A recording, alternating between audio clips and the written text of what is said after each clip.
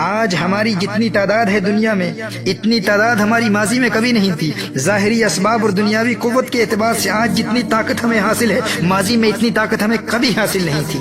لیکن ماضی میں ہم حکومت کرتے تھے، ماضی میں ہم حاکم تھے، آج ہم محکوم کیوں ہیں؟ آج ہم مظلوم کیوں ہیں؟ آج 1.5 ارب سے زائد عددی قوت رکھنے والی مسلم دنیا تمام تر دنیاوی وسائل رکھنے کے باوجود آج اس قدر قسم پرسی اور پسماندگی اور زبوں حالی کا شکار کیوں ہے؟ آج اسلحے کی قوت بھی ہے، فوجی قوت بھی ہے، آج 56 مسلم ممالک ہیں، ہر طرف مساجد ہی مساجد ہیں، درسگاہیں ہیں، علماء کی کثرت ہے، آج ہم ایٹمی طاقت ہیں، آج سب کچھ ہے۔ لیکن کیا وجہ ہے کہ وہ افرادی قوت کے اعتبار سے بہت کم ہونے کے باوجود وہ جہاں سے گزر جاتے تھے دشمنوں کے سینوں میں کپ کپی طاری ہو جاتی تھی، اور ہم جہاں سے گزرتے ہیں دنیا ہمیں دیکھ کر ہنستی ہے، ہمارا تمسخر اڑاتی ہے، ہماری تحقیر اور تذلیل کی جاتی ہے۔ آخر اس کی وجہ کیا ہے؟ فرق کیا ہے ہم میں اور ان میں؟ میرے دوستو، فرق صرف یہی ہے کہ وہ تعداد میں کم تھے لیکن ان کے پاس سجدوں کی لذت تھی، سجدوں کی قوت تھی۔ ہم تعداد میں بہت زیادہ ہونے کے باوجود سجدوں کی لذت سے محروم ہے۔ فرق یہی ہے۔ ہمارے پاؤں قبر میں ہے لیکن ابھی تک نہ خود عبادت میں استقامت، نہ خود سجدوں کی حقیقی لذت حاصل کر پائے، اور نہ ہی اپنی اولاد کے دلوں میں یہ جذبہ بیدار کر سکے۔ ماضی میں تعداد میں بہت کم تھے لیکن آخر وہ کون سی روحانی قوت تھی جو ہمیں توپوں سے لڑا دیا کرتی تھی؟ تھے ہم ایک تیرے مارکا آراؤں میں، خشکیوں میں کبھی لڑتے کبھی دریاؤں میں، دی آزانے کبھی یورپ کے کلیساؤں میں، کبھی افریقہ کے تپتے ہوئے صحراؤں میں، شان آنکھوں میں نہ جچتی تھی جہاں داروں کی، کلمہ پڑھتے تھے ہم چھاؤں میں تلواروں کی۔ ہم جو جیتے تھے تو جنگوں کی مصیبت کے لیے، اور مرتے تھے تیرے نام کی عظمت کے لیے۔ تھی نہ کچھ تیغ زنی اپنی حکومت کے لیے، سر بکف پھرتے تھے کیا دہر میں دولت کے لیے۔ ٹل نہ سکتے تھے اگر جنگ میں اڑ جاتے تھے، پاؤں شیروں کے بھی میدان سے اکھڑ جاتے تھے۔ تجھ سے سرکش ہوا کوئی تو بگڑ جاتے تھے، تیغ کیا ہے ہم توپ سے لڑ جاتے تھے۔ نقش توحید کا ہر دل پہ بٹھایا ہم نے، زیر خنجر بھی یہ پیغام سنایا ہم نے۔ صفائے دہر سے باطل کو مٹایا ہم نے، نوع انسانی کو غلامی سے چھڑایا ہم نے۔ تیرے کعبے کو جبینوں میں بسایا ہم نے، تیرے قرآن کو سینوں سے لگایا ہم نے۔ بنی اغیار کی اب چاہنے والی دنیا رہ گئی اپنے لیے ایک خیالی دنیا۔ ہم تو رخصت ہوئے اوروں نے سنبھالی دنیا، پھر نہ کہنا ہوئی توحید سے خالی دنیا۔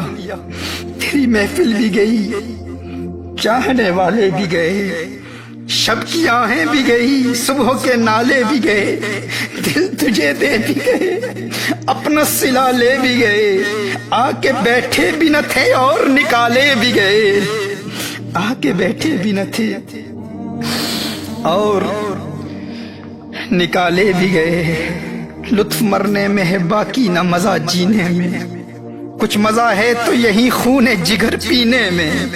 کتنے بےتاب ہیں جوہر میرے آئینے میں، کس قدر جلوے تڑپتے ہیں میرے سینے میں۔ اس گلستان میں مگر دیکھنے والے ہی نہیں، داغ جو سینے میں رکھتے ہوں وہ لالے ہی نہیں۔ کس کی ہیبت سے صنم سہمے ہوئے رہتے تھے، منہ کے بل گر کے ہو اللہ احد کہتے تھے۔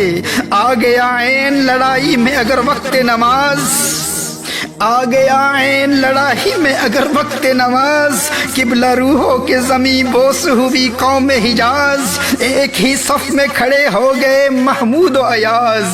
نہ کوئی بندہ رہا نہ کوئی بندہ نواز، بندہ و صاحب و محتاج و غنی ایک ہوئے، تیری سرکار میں پہنچے تو سبھی ایک ہوئے، تیری سرکار میں پہنچے تو سبھی ایک ہوئے۔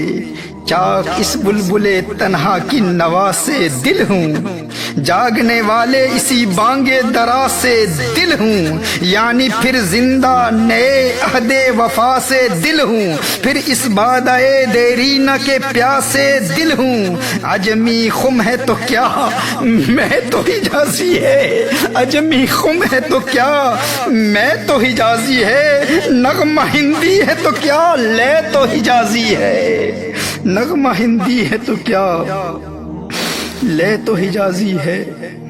آج پوری دنیا کے مسلمانوں پر جو ظلم و تشدد ہو رہا ہے، ہماری ناکامی کا سبب کیا ہے اور ان کی فتح و کامرانی کا راز کیا تھا؟ وہ تعداد میں کم تھے لیکن پھر بھی دنیا میں چھائے ہوئے تھے۔ آخر کیوں؟ اس لیے کہ انہیں سجدوں کی لذت حاصل تھی۔ وہ 313 تھے لیکن جنگ کے میدان میں سجدے میں گر کر رب کو پکارتے تھے۔ وہ خلاق کائنات کی بارگاہ میں اپنی جبین نیاز خاک آلود کرنے کی لذت حاصل کرتے تھے۔ اپنے جسم کے 8 اعضاء کو زمین پر بچھا کر اپنی ناک اور پیشانی کو زمین پر رگڑتے ہوئے انتہائی عاجزی، تذلل، تضرع اور خشوع و خضوع کے ساتھ اپنی کمزوری اور اپنے ادنا ہونے کا اعتراف کرتے ہوئے سبحان ربی الاعلیٰ کے ترانے الاپتے، تمام جہانوں کے رب کی عظمتوں کا اعلان کرتے۔ تو یہ حضوری قلب والا سجدہ ایسے اللہ کے پیاروں کو معرفت حق کی منزلوں تک پہنچا دیا کرتا تھا۔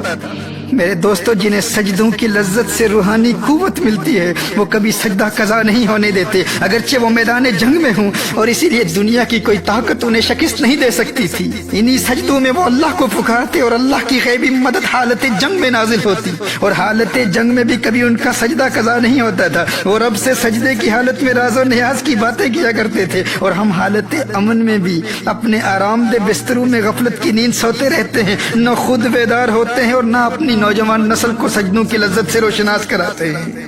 اگر آج تمام مسلم دنیا سجدے میں گر کر اس رب کو پکارے تو رب کعبہ کی قسم انقلاب آ جائے۔